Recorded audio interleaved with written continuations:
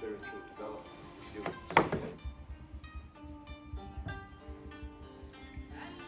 So one of these students in the book says to the master Joshu, I have been here in this monastery for some time, and I've had no instruction from you. The master said, have you had breakfast? Yes. Then go wash your bowl. And the monk was awakened. Now you may think that the moral of the story is do the work that's nearest, though it's dull at whiles. Help him when you meet them, lame dogs over stiles.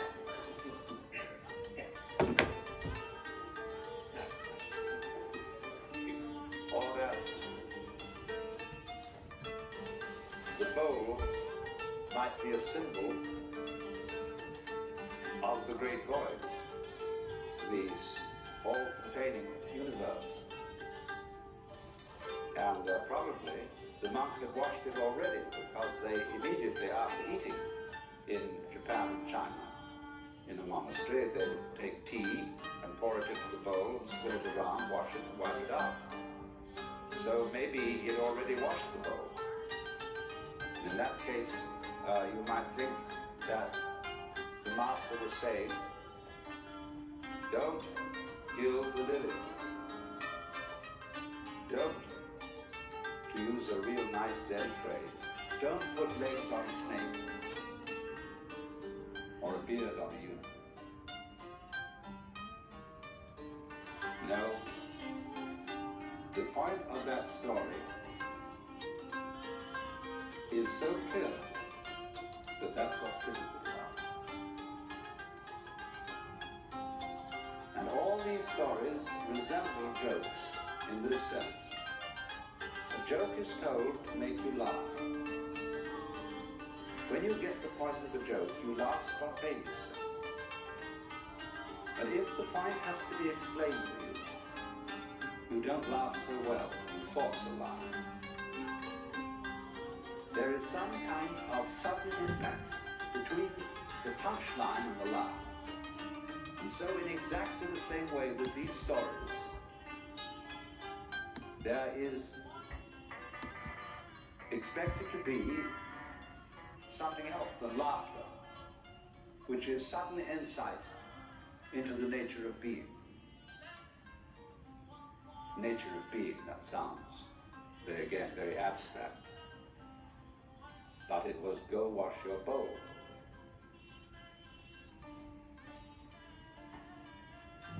So, another story in this book concerns a master who said, when a cow walks out of the enclosure, the corral,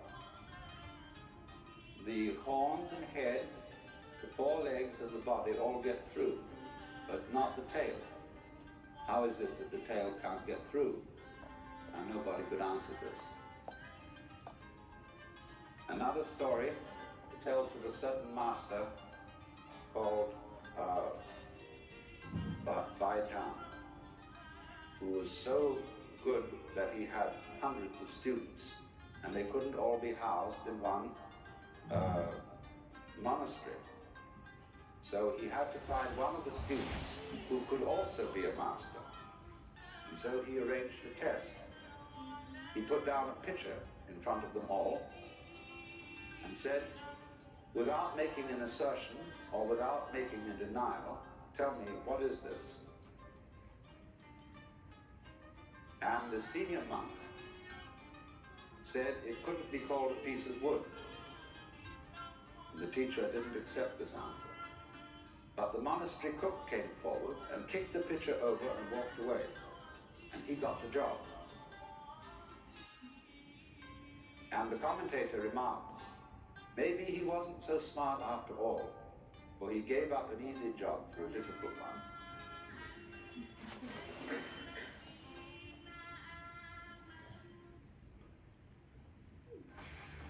When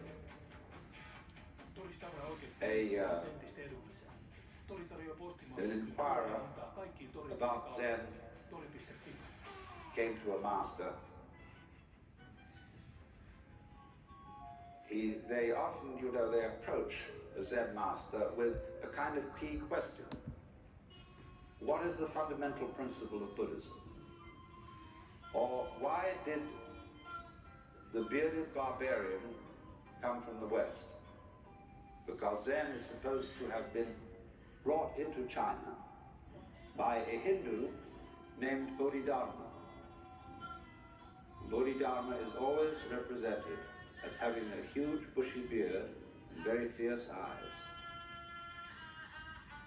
Now, Bodhidharma always insisted that he had nothing to teach.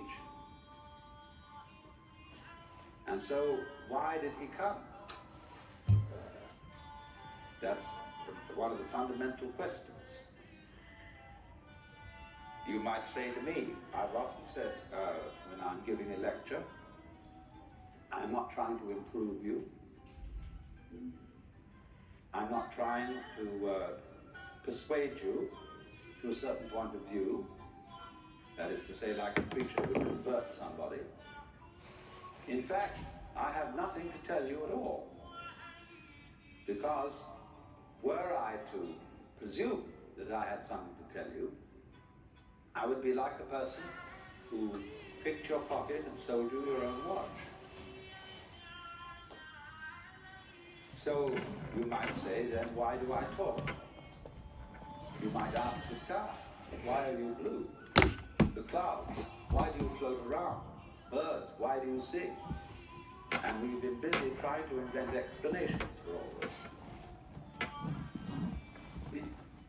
And so there's this great Zen saying.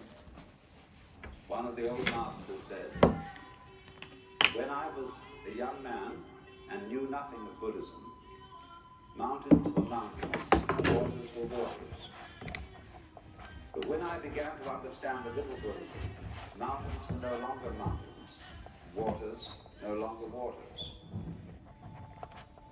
In other words, when one starts scientific and philosophical inquiries, everything gets explained away in terms of its causes, or other things that go with it. Or one sees that all the things in the world, what we think are separate things, are, as things, illusions. There is nothing separate. So, but he said at the end, but when I had thoroughly understood, mountains were mountains, waters are waters.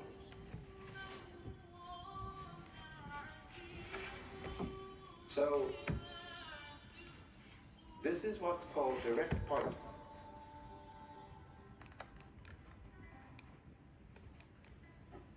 If you ask me, what is this?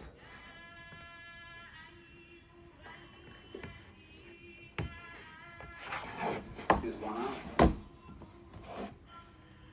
If you had a cigarette in your hand, that might be another answer.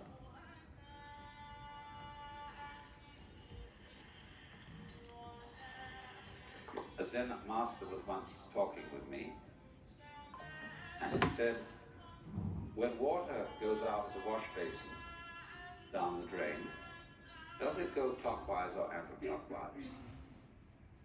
And this was all phrased in the middle of a very ordinary conversation. And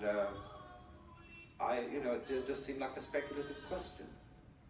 And I said, oh, it might go either. He said, no, like this. Now he said, which came the first, egg or hen? I said, tuk, tuk, tuk, tuk, tuk. Now, he said, that's the one.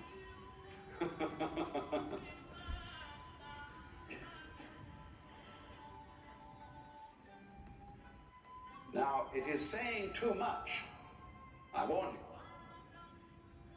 to say that Zen is trying to point to the physical universe so that you could look at it without forming ideas about it. That is saying too much, but it is the general idea. It's in the direction of being the right idea.